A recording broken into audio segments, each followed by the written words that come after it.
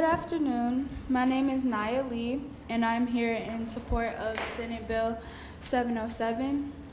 I went to Gateway STEM High School, a magnet public school. At first, everything seemed perfect. I had lots of friends. I was on the dance team, in Air Force Junior ROTC, and in student council. I maintained a 3.5 GPA even with all of my activities.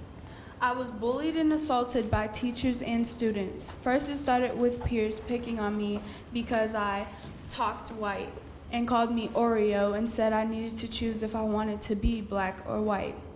I started to change myself so that I would be more acceptable to them. I changed my speech, attitude, and my style of clothing. I felt as if I was doing okay until I was assaulted by a student who had been bullying me for a while. When this took place, nobody was there to help me.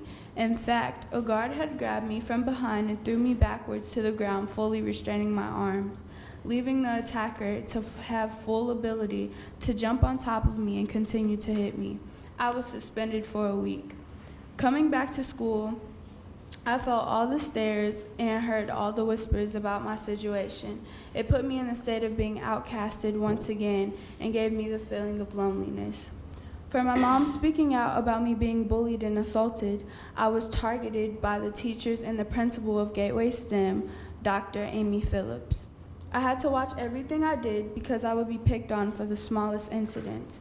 One day, I wasn't feeling well in class, and I asked my business teacher, Miss Brown, if I could go to the restroom because I felt like I was going to be sick. She told me no. I asked her for a second time because that's how bad it was, and she then said no again. I texted my mom and told her what was going on, and she told me to go and ask one more time, but this time record. I went up to Miss Brown's desk and told her that I felt like I was going to throw up and I needed to go to the restroom, and she yelled, "No, and if you need to go, you're just gonna have to walk out then." I ran out of the classroom, barely making it to the bathroom, and threw up everywhere. I then went to the nurse's office and told her I was sick, and she sent me home with a 102-degree fever.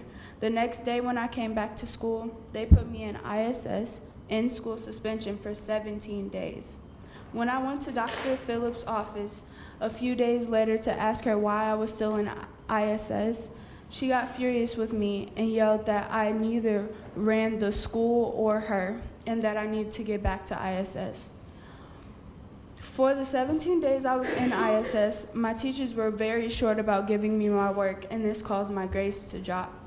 Then the battle became more about passing than actually learning the curriculum in my classes.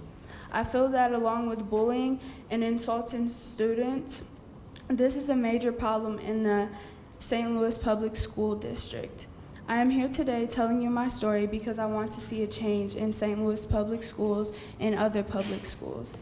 Please pass this bill so that I can have the opportunity to go to a private school or receive funding for homeschooling. Thank you. When all of this happened, did you report it to anyone? Yes, I did. I reported, which incident are you talking about? With the teachers or with the student? Well, with the teachers. With the teachers, yes. I reported to my mom, and she actually talked to the superintendent of the St. Louis Public School District. And nothing happened? No. All right. Madam Chair. Yes. Thank you for your testimony. You reported your situation to your mom, right?